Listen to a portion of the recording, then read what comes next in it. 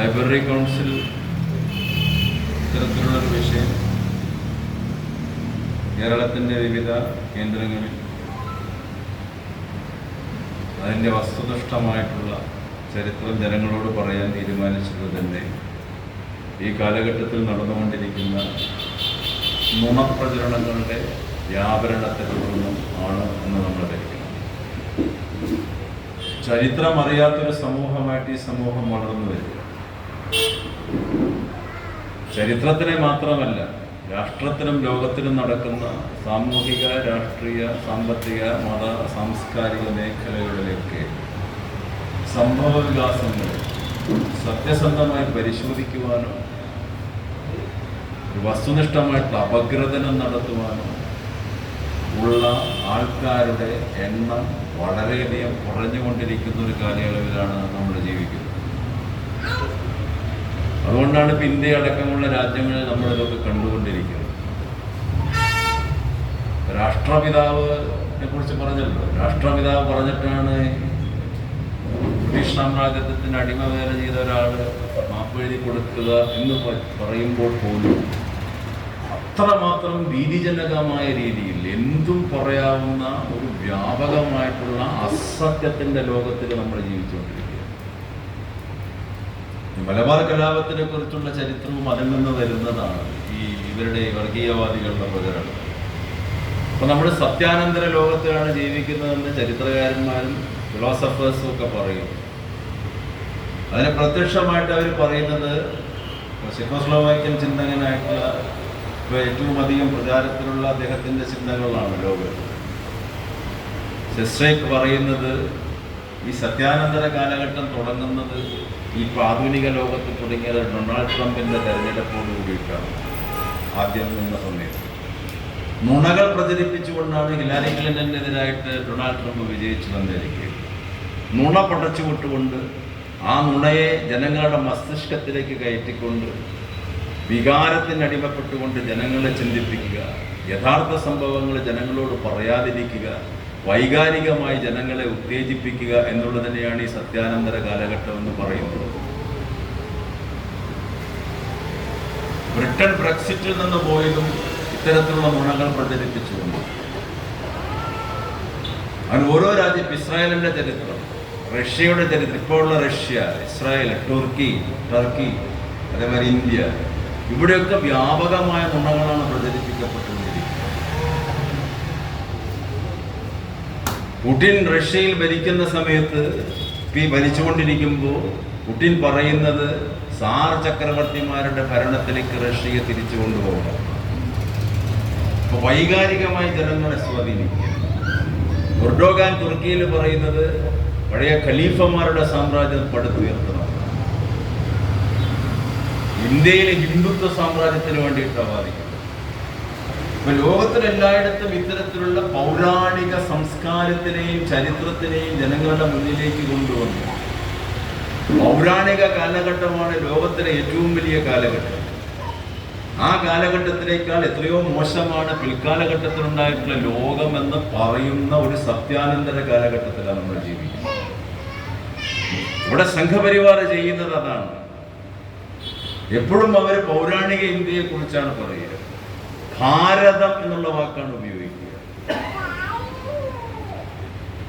സ്വാതന്ത്ര്യം കിട്ടിയിട്ട് 75 വർഷം കഴിഞ്ഞിട്ടും ഭാരതം ഉപയോഗിക്കുന്നതുകൊണ്ട് കുഴപ്പമില്ല. പക്ഷെ ഭാരതീയത, ഭാരതത്തിന്റെ പൈതൃകം, ഭാരതത്തിന്റെ സംസ്കാരം, ഇതൊക്കെ പൗരാണികതയെ കൂട്ടുപിടിച്ചുകൊണ്ടാണ് അവർ അവതരിപ്പിക്കുന്നത്. അപ്പൊ അതിന്റെ അർത്ഥം എന്താ?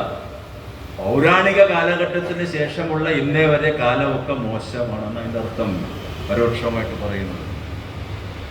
അപ്പൊ പൗരാണിക ചരിത്രത്തിനെയാണ് ഈ വലതുപക്ഷ തീവ്രവാദത്തിന്റെ നേതാക്കന്മാർ ഭരിക്കുന്ന ഈ രാജ്യങ്ങളിലൊക്കെ അരങ്ങേറിക്കൊണ്ടിരിക്കുന്നത്.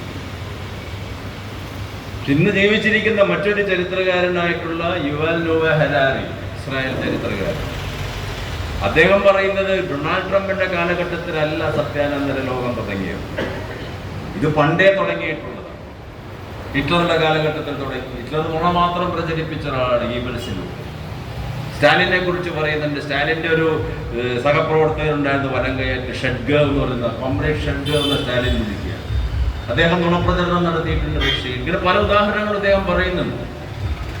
ആ കാലഘട്ടത്തിലും തുടങ്ങിയിട്ടുണ്ട് ഈ നുണകളുടെ പ്രചരണത്തിലൂടെ ഒരു ജനസമൂഹത്തിനെ സ്വാധീനിക്കുകയും ആ ജനസമൂഹത്തിന്റെ മസ്തിഷ്കത്തിലേക്ക് അസത്യങ്ങളെ മാത്രം വാരി വിതറുകയും ചെയ്യുന്ന ഈ ഫാസിസ്റ്റ് ഏകാധിപത്യ ഭരണകൂടങ്ങൾ ചെയ്യുന്ന പ്രക്രിയകളാണ് ഇതൊക്കെ. കുറച്ചുകൂടി പിന്നിലേക്ക് പോയി നോക്കൂ. വ്യാജ പ്രചരണത്തിന്റെ തുടക്കം മഹാഭാരതത്തിൽ നിന്ന് തുടങ്ങും. എന്തെല്ലാം നുണകളാണ് ദുര്യോധനനും ദുശാസനനും ശകുനിയും കൂടി പ്രചരിപ്പിച്ചത്. സത്യം മാത്രം പറയുന്ന ധർമ്മപുത്രർ പോലും നുണ പറഞ്ഞു.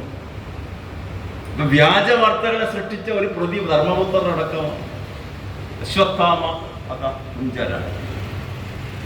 ഈ വ്യാജ വാർത്തകളുടെ യുദ്ധത്തിന്റെ ഗതി മാറുകയാണ്.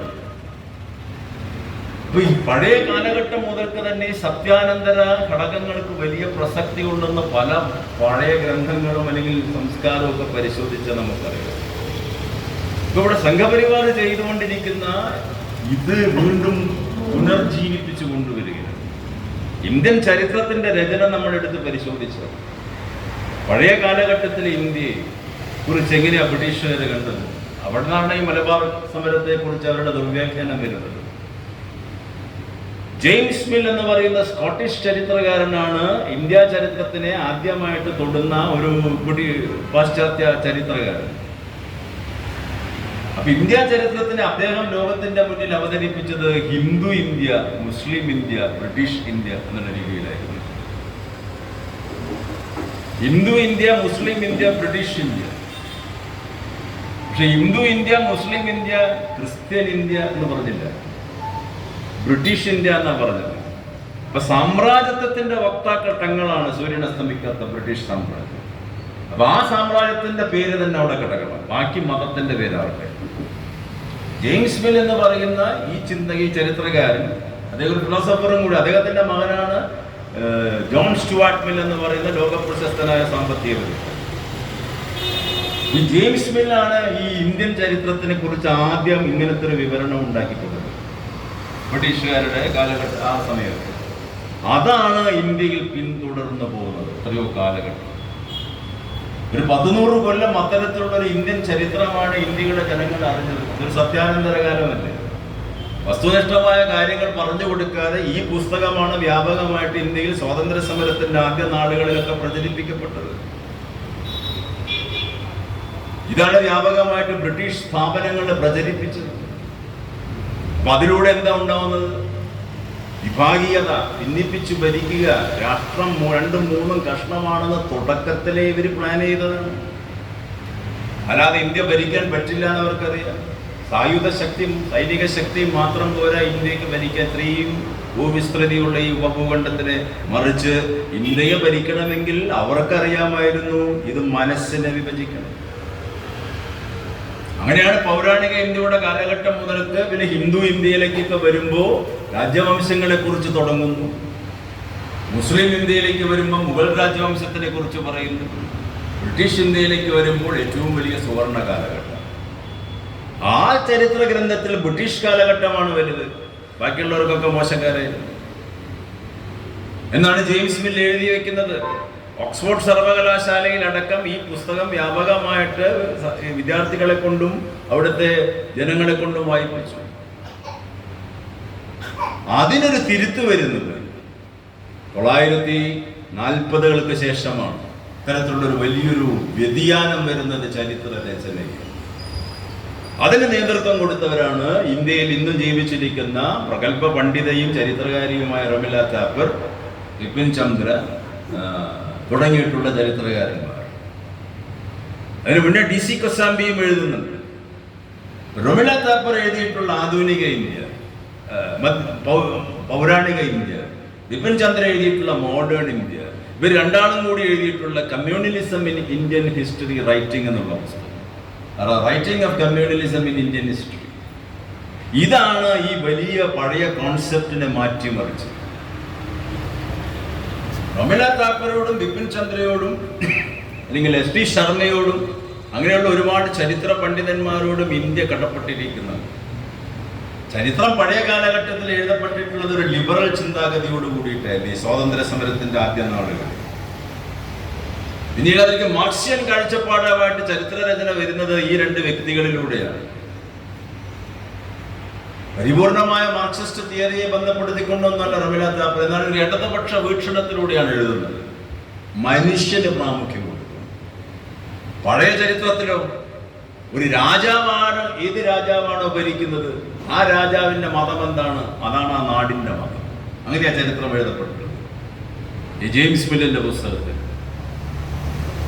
എന്നാൽ ഇവരുടെ വരവോട് കൂടിയിട്ട് ഇവര് ചരിത്രത്തിനെ എങ്ങനെ വ്യാഖ്യാനിച്ചു, ഇപ്പോഴും വ്യാഖ്യാനിച്ചു കൊണ്ടിരിക്കുന്നു. ജനകീയ പങ്കാളിത്തം, ജനങ്ങളുടെ പരിവർത്തന ദാഹം, ജനങ്ങളുടെ മാറാനുള്ള ശക്തിയും ഇച്ഛാശക്തിയും ശുഭാപ്തി വിശ്വാസവും, ജനകീയ സമരങ്ങൾ, അനീതിക്കും അധർമ്മത്തിനുമെതിരായ പോരാട്ടങ്ങൾ, അതിലൂടെയാണ് ചരിത്രം ഉണ്ടാകുന്നതെന്ന് ഈ പറഞ്ഞ ചരിത്രകാരന്മാരുടെ നേതൃത്വത്തിൽ ഒരു പുതിയ ഭാഷ്യം ലോകം കേൾക്കാൻ തുടങ്ങി. ലോകത്തിലെ പല രാജ്യങ്ങളിലും ഇത്തരത്തിലുള്ള ചരിത്രകാരന്മാര് സമകാലികരായിട്ട് എത്രയോ ഉണ്ട് ലോകത്തിൽ. അപ്പൊ അത് വലിയൊരു വ്യത്യാസമായിട്ട് മാറിയില്ലേ. അതുകൊണ്ടാണ് റമീല താപ്പറുടെ ബയോഡാറ്റ ചോദിച്ചത് നരേന്ദ്രമോദി 2 കൊല്ലം മുമ്പ്. അപഹാസ്യാക്കാൻ റമീല താപ്പറുടെ ഒരു വിജ്ഞാനത്തിന്റെ ഭണ്ഡാകാരം. അപ്പൊ ആ ഭണ്ഡാകാരത്തിനോട് ചോദിക്കുകയാണ് ഇവരുടെ ബയോഡാറ്റ വേണം. അപ്പൊ അത്രമാത്രം ഒരു അപഹാസ്യമായ രീതിയിൽ ഫാസിസ്റ്റുകൾ എപ്പോഴും പെരുമാറും. അപഹാസ്യമായ രീതിയിൽ പെരുമാറുമ്പോൾ ഇപ്പൊ ലോകത്തിലെ ഒരു ഇന്റലിജൻസ് ഗ്രൂപ്പ് എന്ന് പറഞ്ഞൊരു ഇന്റലക്ച്വൽ ഗ്രൂപ്പ്, അതിന് പ്രത്യേക പേരുണ്ട്, പേര് ഞാൻ പറഞ്ഞു, ഉണ്ടാക്കിയിട്ട് നോം ചോംസ്കി, നാവോമി ക്ലീനും ഇസേക്കും അരുന്ധതി റോയും ഈ റമീല താപ്പറും ഒക്കെ അടങ്ങിയിട്ടുള്ളൊരു ഇന്റലക്ച്വൽ വിങ്, ഒരു ഗ്രൂപ്പ് ഉണ്ട്. ഈ പറയുന്ന 5 or 6 ആൾക്കാരെ ലോകത്തിൽ ഒരു ഭരണകൂടത്തിനും കണ്ടുകൂടാ. ഇന്ന് ലോകത്തിന്റെ മസ്തിഷ്കത്തിലേക്ക് വലിയ പുരോഗമനപരമായ ആശയങ്ങളെയും ഒരു പരിവർത്തന ദിശയിലേക്ക് ലോക ജനതയെ കൂട്ടിക്കൊണ്ടുപോകുന്ന വലതുപക്ഷ തീവ്രവാദത്തിനെതിരെ ഇത്തരത്തിലുള്ള 5 or 8 വലിയ സംഘപ്രതിഭകൾ വേറെയും പലരുമുണ്ട്. പക്ഷെ ഇവരാണ് അതിന്റെ നേതൃത്വം കൊടുക്കുന്നത്. നോം ചോംസ്കി നിരന്തരം പറഞ്ഞുകൊണ്ടിരിക്കുകയാണ്, അദ്ദേഹം ഒരു ലിംഗ്വിസ്റ്റിക് പണ്ഡിതനായിരുന്നുവെങ്കിലും ഫിലോസഫിയുടെയും ഹിസ്റ്ററിയുടെയും അതോറിറ്റി ഉണ്ട്. ഇതൊക്കെ ഫാസിസത്തിനെതിരായിട്ട് സംസാരിക്കുന്നത് മുഴുവൻ. അപ്പൊ ഇന്ത്യയിൽ ഇത്തരത്തിലുള്ളൊരു വ്യതിയാനം വന്നപ്പോൾ ഹിന്ദു ഇന്ത്യ അല്ല, മുസ്ലിം ഇന്ത്യ അല്ല, ബ്രിട്ടീഷ് ഇന്ത്യ അല്ല ഇന്ത്യയിൽ ഉണ്ടായിരുന്നത്. നേരെ മറിച്ച് ancient India, medieval India, modern India. അതാണ് അങ്ങനെയാണ് ഇന്ത്യൻ ചരിത്രം പഠിക്കേണ്ടതെന്ന് റമീല താപ്പറും ബിപിൻ ചന്ദ്രയും അല്ലെങ്കിൽ അതിനു മുമ്പ് കൊസംബിയും DN ജായും ഒക്കെ പറഞ്ഞു. എന്റെയൊക്കെ കോളേജ് പഠിക്കുന്ന കാലഘട്ടത്തിൽ ബിപിൻ ചന്ദ്രയുടെയും റമീല താപ്പറിന്റെയും പുസ്തകം വന്ന് നമ്മളൊക്കെ റെഫർ ചെയ്തിരുന്നു. ഇതിനു മുൻപേ അവരുടെ സമകാലികനായിട്ട് തന്നെ ഈ കാലഘട്ടത്തിൽ വലിയൊരു ചരിത്രകാരൻ ഉണ്ടായിരുന്നു, RSSന്റെ സഹയാത്രികൻ RC മജുംദാർ. അദ്ദേഹം എഴുതിയ പുസ്തകങ്ങൾ കോളേജുകളിൽ പഠിക്കാനുണ്ടായിരുന്നു. RC മജുംദാറിന്റെ പുസ്തകം ഞങ്ങളൊക്കെ പഠിച്ചതാണ്. പക്ഷെ RC മജുംദാർ ഓർഗനൈസർ എന്ന് പറയുന്ന RSSന്റെ മുഖപത്രത്തിൽ സ്ഥിരമായിട്ട് ലേഖനം എഴുതുന്ന വലിയ പണ്ഡിതനായിരുന്നു. RC മജുംദാർ ബ്രിട്ടീഷ് നയാണ് സ്വീകരിച്ചത്. Hindu India, Muslim India, British India. The culture and history of Indian people എന്ന പ്രസിദ്ധമായ ഗ്രന്ഥമാണ് RC മജുംദാർ എഴുതിയത്. അതിൽ മുഴുവൻ ഇതാണ് ഈ പാരമ്പര്യത്തിന്റെ പിന്തുടർന്നുമാണ്. മതപരമായി ചിന്തിക്കുന്ന പാരമ്പര്യം, അല്ലെങ്കിൽ രാജാവ് ഏതാണോ അതാണ് ആ നാടിന്റെ മതം എന്ന് പറയുന്ന പാരമ്പര്യം. ഒരു മുസ്ലിം ഹിന്ദു വിഭാഗങ്ങൾക്ക് യോജിക്കാൻ ഒരിക്കലും കഴിയുകയില്ല എന്ന് പരസ്യമായിട്ട് പറയുന്ന ചരിത്രമാണ് RC മജുംദാർ എഴുതിയത്. അപ്പൊ RC മജുംദാറിന് എതിരായിട്ടുള്ള നയമാണ് റമീല താപ്പറും ബിപിൻ ചന്ദ്രയും കൂടെയുള്ള സഹപ്രവർത്തകരൊക്കെ പിന്നീട് ഇർഫാൻ ഹബീബ് ഒക്കെ ചെയ്യുന്നത്. KN പണിക്കർ, ഇങ്ങനെയുള്ള വിശ്വപ്രസിദ്ധ ചരിത്രകാരന്മാരാണ് ഇന്ത്യയുടെ ചിന്താഗതിയെ മാറ്റിമറിച്ചത്. ഈ കാലത്ത് 1972 ഇന്ത്യൻ ഹിസ്റ്റോറിക്കൽ റിസർച്ച് കൗൺസിൽ ഉണ്ടാവുന്നത്. അവരാണ് ഈ 357 പേരുടെ പേരുകൾ നീക്കം ചെയ്തത് ഈ മലബാർ സമരത്തിനോടനുബന്ധിച്ച് പങ്കെടുത്തവരുടെ. അപ്പൊ അത് വന്ന സമയത്ത് ചരിത്രത്തിന്റെ ദുർവ്യാഖ്യാനം തുടങ്ങുന്നത് ഈ 900 സ്വാതന്ത്ര്യം കിട്ടിയ ആ സമയം മുതൽക്ക് പ്രത്യക്ഷത്തിൽ നമുക്ക് ഇന്ത്യയിൽ കാണാം. ഈ 387 പേരുടെ ആ പേരിപ്പോ നീക്കം ചെയ്തു എന്ന് വലിയൊരു അത്ഭുതമൊന്നുമല്ല. അതൊരു വിവാദപരമായ സംഭവമാണ്. പക്ഷെ ഇതിനേക്കാൾ മുന്നേ ഇങ്ങനെ എത്രയോ സംഭവങ്ങൾ നടന്നിട്ടുണ്ട് ഇന്ത്യയിൽ. കാരണം ചരിത്രം എന്ന് പറയുന്നത് സമൂഹത്തിന്റെ, രാഷ്ട്രത്തിന്റെ എല്ലാ മേഖലകളെയും പരാമർശിക്കപ്പെടുന്ന ഒരു വിഷയമാണ്. സാമൂഹിക, സാംസ്കാരിക, മതപരമായ, സാമ്പത്തികപരമായ മേഖലകളിലെ ആകെത്തുകയാണ് ചരിത്രം എന്നുള്ളത്. അത് ഫാസിസ്റ്റുകൾക്ക് കൃത്യമായിട്ട് അറിയാം. ഒരു രാഷ്ട്രത്തിനെ സ്വാധീനിക്കണമെങ്കിൽ ആദ്യം പിടിക്കേണ്ടത് അവരുടെ സാംസ്കാരിക വിദ്യാഭ്യാസ മേഖലയെയാണ്. ഇന്നൊന്നലെ തുടങ്ങിയതല്ല, RSS രൂപീകരിച്ചതാണ് മുതലേ തുടങ്ങി. പഴയ ബ്രിട്ടീഷ് സാമ്രാജ്യത്വം വന്നേ തുടങ്ങി. ഓക്സ്ഫോർഡ് സർവകലാശാലകളിലേക്ക് ഇവിടെ ബ്രിട്ടീഷുകാർ ഭരിക്കുന്ന സമയത്ത് അവസാന വയസ്സായ മൗണ്ട് ബാറ്റന്റെയും 1905 ജീവിച്ചിരുന്ന കഴ്സൺ പ്രഭു, ബംഗാൾ വിഭജനം നടത്തിയ കഴ്സൺ പ്രഭു, പിന്നീട് വന്ന ഡൽഹൌസി, ഇവരൊക്കെ ഇന്ത്യയിലെ വ്യത്യസ്ത മേഖലകളിൽ അന്ന് മിടുക്കന്മാരായ കുട്ടികൾ, പ്രത്യേകിച്ചും പിന്നോക്ക വിഭാഗക്കാരായ കുട്ടികളുണ്ടെങ്കിൽ അവരെ തെരഞ്ഞു പിടിച്ച് ഓക്സ്ഫോർഡ് സർവകലാശാലയിലേക്ക് അയച്ച് അവരുടെ ഫീസൊക്കെ അവർ ബ്രിട്ടീഷ് ഗവൺമെന്റ് കൊടുത്ത് അവിടെ പഠിപ്പിച്ചിരുന്നു. ഇന്ത്യയിലെ നൂറുകണക്കിന് കുട്ടികളെ ഇവർ തെരഞ്ഞെടുത്ത്, പ്രത്യേകിച്ച് പിന്നോക്ക വിഭാഗക്കാരിൽ നിന്നും ഇടത്തരക്കാരിൽ നിന്നും. എന്തിനാ? അത് കേംബ്രിഡ്ജിലും ഓക്സ്ഫോർഡിലും കൊണ്ടുപോയി പഠിപ്പിച്ചിട്ട് കേൾക്കുന്ന ചരിത്രം ഇതാണ്. ആ കുട്ടികളാണ് ഇവിടെ വരുന്നത് ബ്രിട്ടീഷ് ദാസ്യ മനോഭാവവുമായി. അങ്ങനൊരു കാലഘട്ടം ഇന്ത്യയിലുണ്ടായിരുന്നു. അന്ന് അവിടെ പഠിപ്പിച്ചിരുന്ന ചരിത്രം കൊളോണിയൽ ചരിത്രമാണ്. ഞങ്ങൾ മാത്രം മാസ്റ്റേഴ്സ്, ബാക്കി എല്ലാവരും ദാസന്മാർ. അതുകൊണ്ട് പരമപുച്ഛമായിരുന്നു സ്വാതന്ത്ര്യ സമര നേതാക്കന്മാരെയും സ്വാതന്ത്ര്യ സമര ഭടന്മാരെയും എല്ലാം. അങ്ങനത്തെ ഒരു തലമുറയെ അവർ വളർത്തിയെടുത്തു. ആ കാലത്ത് ICS ഓഫീസേഴ്സ്, സിവിൽ സർവീസ് ഉദ്യോഗസ്ഥന്മാരും മുഴുവൻ ബ്രിട്ടീഷ് ദാസന്മാരായിരുന്നു. ഇവിടുത്തെ 80% രാജാക്കന്മാരും ബ്രിട്ടീഷ് സുഹൃത്തുക്കളായിരുന്നു. എങ്ങനെയോ ഒരു ചിന്താഗതി അവരുണ്ടാക്കി ഇത്തരത്തിലുള്ള പ്രചരണങ്ങളിലൂടെ ഇന്ത്യക്കാരെ കൊണ്ട് തന്നെ പ്രചരിപ്പിച്ചു ബ്രിട്ടീഷുകാരാണ് ദ ബെസ്റ്റ് എന്നുള്ളത്. അതാണ് ഫാസിസ്റ്റ് തന്ത്രം. ഈ റോമില താപ്പറും ബിപിൻ ചന്ദ്രയും ഇത്തരത്തിലുള്ളൊരു ശൈലിയിൽ, അങ്ങനെ KN പണിക്കർ അടക്കം ഈ പുതിയ രീതിയിൽ ചരിത്രം എഴുതാൻ തുടങ്ങിയപ്പോൾ കമ്മ്യൂണിസ്റ്റ് നേതാക്കന്മാരായിട്ടുള്ള ഇന്ത്യ കണ്ട ഏറ്റവും വലിയ ബുദ്ധിരാക്ഷസന്മാരായിട്ടുള്ള മാർക്സിസ്റ്റ് പണ്ഡിതർ സഖാവ് EMS ഉം K ദാമോദരനും അതിന് വലിയൊരു വ്യതിയാനം വരുത്തി. ജനങ്ങളുടെ ചരിത്രമാണ് പറയേണ്ടത്, അല്ലാതെ ഭരണകൂടത്തിന്റെ ചരിത്രമല്ല പറയേണ്ടതാണ്. അതൊക്കെയാണ് ഇവർക്ക് ചെയ്ത സംഭാവനകൾ. അപ്പൊ ഹിന്ദു ഇന്ത്യയെ മാറ്റിയിട്ട് പൗരാണിക ഇന്ത്യയും മധ്യകാല ഇന്ത്യയെ, മുസ്ലിം ഇന്ത്യ എന്ന് മാറ്റി മധ്യകാല ഇന്ത്യയും ആധുനിക ഇന്ത്യയാക്കി ബ്രിട്ടീഷ് ഇന്ത്യയും റോമില താപ്പറും കൂട്ടി. ഇപ്പൊ പൗരാണിക ഇന്ത്യയുടെ, ആൻഷ്യൻ ഇന്ത്യയുടെ ചരിത്രത്തിൽ റോമില താപ്പർ പറയുന്ന പ്രസക്തമായിട്ടുള്ള ഭാഗങ്ങളുണ്ട്. അതിൽ പറയുന്ന പഴയ ചക്രവർത്തി ഭരണകൂടങ്ങളെ കുറിച്ച്, ഇന്ത്യൻ ട്രഡീഷനെ കുറിച്ച്, ഇന്ത്യൻ മതേതര സഹിഷ്ണുതാ സ്വഭാവങ്ങളെ കുറിച്ച്, ഇന്ത്യയുടെ വൈവിധ്യങ്ങളെ കുറിച്ച്, ഇന്ത്യയുടെ വൈവിധ്യങ്ങളുടെ സമന്വയത്തെക്കുറിച്ച്, പണ്ട് രാജ്യം ഭരിച്ചിരുന്ന മൗര്യ സാമ്രാജ്യം, പിന്നീട് വന്ന ഗുപ്ത സാമ്രാജ്യം, പിന്നീട് വന്നിട്ടുള്ള ഹർഷനും കനിഷ്കനും, പിന്നീട് വന്ന തെക്കേ ഇന്ത്യയിലെ കൃഷ്ണദേവറായയുടെ സാമ്രാജ്യം, ഇതിനെക്കുറിച്ചൊക്കെ പറയുന്നുണ്ട്. ഈ കാലഘട്ടത്തിൽ ഇന്ത്യയുടെ വൈവിധ്യങ്ങളുടെ സമന്വയമാണ് ഉണ്ടായിരുന്നതെന്ന് അർത്ഥശങ്കക്കിടയില്ലാത്ത വിധം തെളിയിക്കുന്നു. ആ ചരിത്രമൊന്നും സംഘപരിവാർ പറയില്ല, ആ പഠിപ്പിക്കുകയുമില്ല.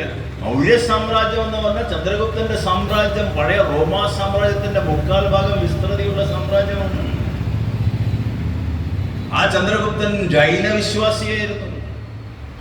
പക്ഷെ വേറൊരു വിശ്വാസങ്ങൾക്കും അദ്ദേഹം പോറലേൽപ്പിച്ചിട്ടില്ല. പിൻഗാമിയായ അശോകൻ കലിംഗ യുദ്ധത്തിന് ശേഷം ബുദ്ധമത വിശ്വാസിയായി. പക്ഷെ മറ്റൊരു വിശ്വാസത്തിനെയും ആക്രമിക്കാൻ പോയിട്ടില്ല. പിന്നീട് വന്ന ഗുപ്തരാജ്യവംശം സാംസ്കാരിക സാമ്പത്തിക രംഗത്ത് ഏറ്റവും സമൃദ്ധിയുള്ള കാലഘട്ടം, golden age of ancient India എന്ന ഗുപ്തരാജ്യത്തിനെ കുറിച്ച് പറയും. അവിടെയും ചന്ദ്രഗുപ്ത വിക്രമാദിത്യ എന്നുള്ള പേര് അദ്ദേഹത്തിന്. വിക്രമാദിത്യ കഥകൾ നമ്മള് ചെറിയ കുട്ടികളാണ് കേൾക്കുന്നുണ്ട്. ചന്ദ്രഗുപ്ത വിക്രമാദിത്യ, അദ്ദേഹം ഹിന്ദു വിശ്വാസിയായിരുന്നു. അവിടെയും പരസ്പര സാഹോദര്യമാണ് ഉണ്ടായത്. മറ്റു മതങ്ങളുടെ വ്യാപരണമോ സ്വാധീനമോ ഒന്നും വലിയ അത്ര ഇല്ലാത്ത ഒരു സമയമാണ്. പ്രത്യേകത ഇല്ലാതെ തന്നെ പറയാം ഇന്ത്യയിൽ. പക്ഷെ ഈ തന്റെ വിശ്വാസം മാത്രം അനുവർത്തിക്കപ്പെടണമെന്ന് ആ ചക്രവർത്തിമാർ ഒരിക്കലും നിർബന്ധിച്ചിട്ടില്ല. കൃഷ്ണദേവറായ മൈസൂരിൽ ഹിന്ദു വിശ്വാസിയായിരുന്നു.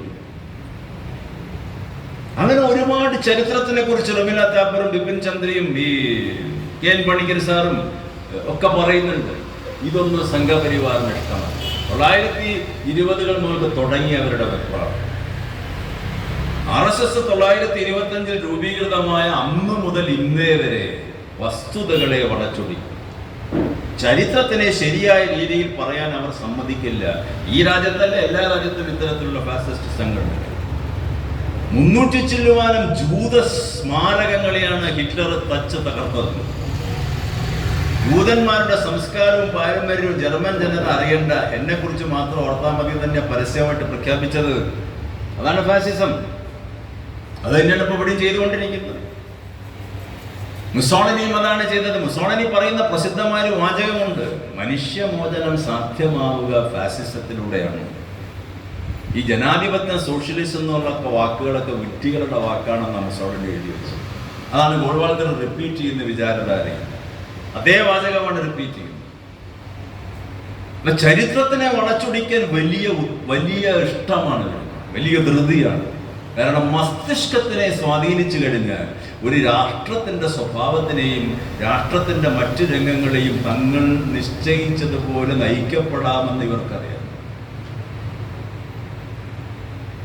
സർഗാത്മക ചിന്തയെക്കുറിച്ച് ഇവരെക്കാളൊക്കെ എത്രയോ കാലഘട്ടം മുതൽക്ക് 1848 മാർക്സ് എഴുതി. ചിന്തയാണ് വലുത്, സർഗാത്മകതയാണ് വലുത്.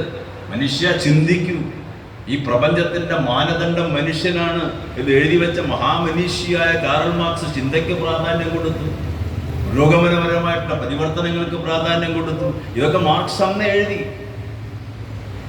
പലരും പറഞ്ഞു ആ കാലഘട്ടത്തിൽ. പക്ഷേ 925 ഇന്ത്യ കാണുന്നത് ഈ സംഘപരിവാർ RSSന്റെ ഉത്ഭവത്തോടുകൂടി പരസ്യമായ ചരിത്രത്തിന്റെ വളച്ചൊടിക്കും. അതാണ് ഇപ്പൊ എത്തി നിൽക്കുന്നത്. സവർക്കറുടെ അനന്തരാവകാശി പറയുന്നത് ആത്മാവ് രാഷ്ട്രപിതാവല്ല, രഹസ്യമായി പറയല്ലേ.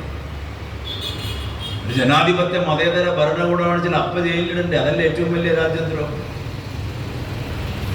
ഇതിനേക്കാൾ വലിയൊരു രാജ്യദ്രോഹം എന്താ? നാഷണലിസമാണല്ലോ ഫാസിസത്തിന്റെ ആയുധം. ദേശീയത എന്താണെന്നാണ് അവർ തീരുമാനിക്കുന്നത്. അതിനെതിരെ റമീല താപ്പറും ഈ ബിപിൻ ചന്ദ്രയൊക്കെ പെരുമാറുന്നത്. മധ്യകാല ഇന്ത്യയെ കുറിച്ച് പറയുമ്പോൾ മുഗൾ രാജവംശത്തിനെ കുറിച്ച് പറയുന്നു. മെഡീവൽ ഇന്ത്യയിൽ ബിപിൻ ചന്ദ്രയും പറയുന്നു, റമീല താപ്പറും പറയുന്നു. 300 ചില്ലുവാൻ ഏതാണ് 400 കൊല്ലങ്ങളോളം ഇന്ത്യ ഭരിച്ചു മുഗൾ രാജവംശം. ഇവര് വിദേശികളാണ്, ബാബർ വിദേശിയാണ്. അപ്പൊ മുഗൾ രാജവംശം മുഴുവൻ വിദേശികളാണെന്ന് എപ്പോഴും പ്രചരണം. അതെങ്ങനെയാവും? ബാബർ വിദേശത്തു നിന്ന് വന്ന് ഇന്ത്യയിൽ ഡൽഹി ഭരിച്ചിരുന്ന ഇബ്രാഹിം ലോഡി എന്ന് പറയുന്ന ചക്രവർത്തിയാണ് പരാജയപ്പെടുത്തിയത്, അല്ലാതെ ഒരു ഹിന്ദു ചക്രവർത്തിയല്ല. ഇബ്രാഹിം ലോഡിയെ പരാജയപ്പെടുത്തിക്കൊണ്ടാണ് ബാബർ അധികാരം സ്ഥാപിക്കുന്നത്. ബാബറുടെ പിന്നീടുള്ള തലമുറ അക്ബറായാലും ജഹാംഗീറായാലും ഷാജഹാനായാലും ഔറംഗസീബായാലും ഇന്ത്യയിൽ ജനിച്ച് വളർന്നവരാ. അപ്പൊ ദേ ആർ ഇന്ത്യൻസ്. ഈ രാജ്യത്തിന്റെ സംസ്കാരം ഉൾക്കൊണ്ടുകൊണ്ട്, ഈ രാജ്യത്തിന്റെ ഭാഷയെ ഉൾക്കൊണ്ടുകൊണ്ട്, ഈ രാജ്യത്തിന്റെ വൈവിധ്യത്തിനെ ഉൾക്കൊണ്ടുകൊണ്ടാണ് മുഗളന്മാർ രാജ്യം ഭരിച്ചത്. പൗരാണിക ഇന്ത്യയിൽ മഹാഭാരതവും ഗംഗയും യമുനയും ബ്രഹ്മപുത്രയും അല്ലെങ്കിൽ ഹിമാലയവും എത്രത്തോളം പ്രാധാന്യമുണ്ടോ അതേമാതിരിയാണ് മധ്യകാല ഇന്ത്യയുടെ ചരിത്രത്തിൽ താജ്മഹലിനും റെഡ് ഫോർട്ടിനും അല്ലെങ്കിൽ ടാൻസൻ എന്ന കവിക്കും ബിർബൽ എന്ന് പറയുന്ന മന്ത്രിക്കും ഉള്ളതെന്ന് റമീല താപ്പർ എഴുതി വെച്ചു. ഒരു ഹിമാലയത്തിനെ മാത്രം വാഴ്ത്തിയാൽ പോരാ, വാഴ്ത്തണം ഹിമാലയത്തിനെ. ഗംഗയെ വാഴ്ത്താം, ഈ താജ്മഹലിനെ വാഴ്ത്തും, കുട്ടബ് മിനാറിനെയും ഫത്തേപൂർ സിക്രിയെയും വാഴ്ത്തും. അതെന്താ പറയാത്തത്? സംഘപരിവാർ അത് പറയില്ല. മുഗൾ രാജവംശത്തിൽ അവസാനത്തെ 1-2 ചക്രവർത്തിമാർ മതപീഡനം നടത്തിയിട്ടുണ്ടെന്ന് ഇവർ തന്നെ സമ്മതിക്കുന്നുണ്ട്. പക്ഷെ അതുകൊണ്ട് ബാക്കി എല്ലാ ചക്രവർത്തിമാരും അങ്ങനെയായിരുന്നു. രാജ്യസദസ്സിലേക്ക് സിന്ദൂരപ്പൊട്ടോ അല്ലെങ്കിൽ ചന്ദനപ്പൊട്ടോ ഒക്കെ തൊട്ടുകൊണ്ട് അക്ബർ വരിക. കാരണം അക്ബർ പറയും, ഞാൻ ഭരിക്കുന്ന രാജ്യത്തിലെ ബഹുഭൂരിഭാഗം ജനത ഹിന്ദു വിശ്വാസികളാണ്, അവരുടെ സംസ്കാരത്തിനെ ഞാൻ ആദരിക്കുന്നു. രജപുത്ര സ്ത്രീകളെ വിവാഹം കഴിച്ചു അക്ബർ. ബലമായി പിടിച്ചുകൊണ്ടൊന്നല്ല, അദ്ദേഹം സമ്മതത്തിന് ചോദിച്ചുകൊണ്ട്.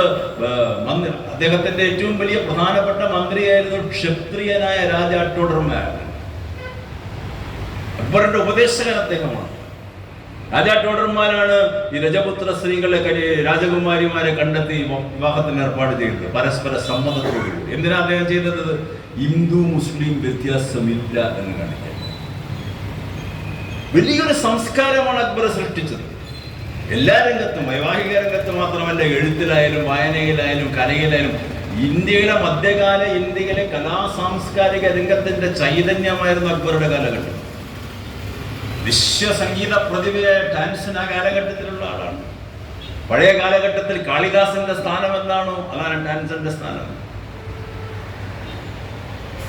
ഇന്ത്യ എങ്ങനെയാണ് ഈ വൈവിധ്യങ്ങളില്ലാതെ ഒരു നിമിഷം ഇന്ത്യക്ക് ജീവിക്കാൻ പറ്റും?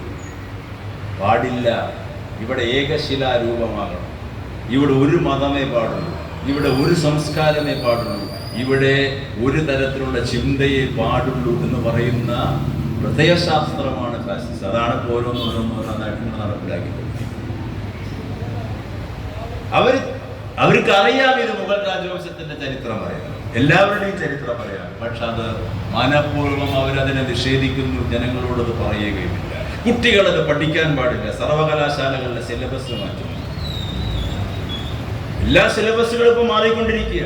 2016 നരേന്ദ്രമോദിയുടെ ആദ്യത്തെ മന്ത്രിസഭ അവസാനിക്കുന്ന 4 കൊല്ലമാണ് സിലബസ് മാറ്റം നടന്നത്. ഈ പറയുന്ന ഈ കഥകളൊക്കെയാണ്, ചരിത്രമാണ് ഇപ്പൊ പഠിപ്പിച്ചുകൊണ്ടിരിക്കുന്ന പഴയ പല സർവകലാശാലകളിലും. തത്വമൊക്കെ ഇവർ പറയും, എല്ലാവരെയും കുറിച്ച് അറിയണം, എല്ലാവരെയും കുറിച്ച് അറിയണം. പക്ഷെ പഠിപ്പിക്കുമ്പോൾ ഉൾവാൾക്കാരെ കുറിച്ച് മാത്രമേ പഠിപ്പിക്കുള്ളൂ. അവിടെ പ്രശ്നം. ഗാന്ധിജിക്ക് അത്ര പ്രാധാന്യം കൊടുക്കില്ല. അങ്ങനത്തെ സർവകലാശാലകൾ ഇന്ത്യയിലുണ്ട്. NCERTയുടെ സിലബസിൽ പുതിയൊരു മാറ്റം വരുത്തി 2016 ഇതാദ്യമാണ്. അല്ല, ഇന്ത്യയിൽ ചരിത്രത്തിന്റെ ദുർവ്യാഖ്യാനം തുടങ്ങുന്നത് ഇന്ദിരാഗാന്ധിയുടെ കാലഘട്ടം മുതൽ.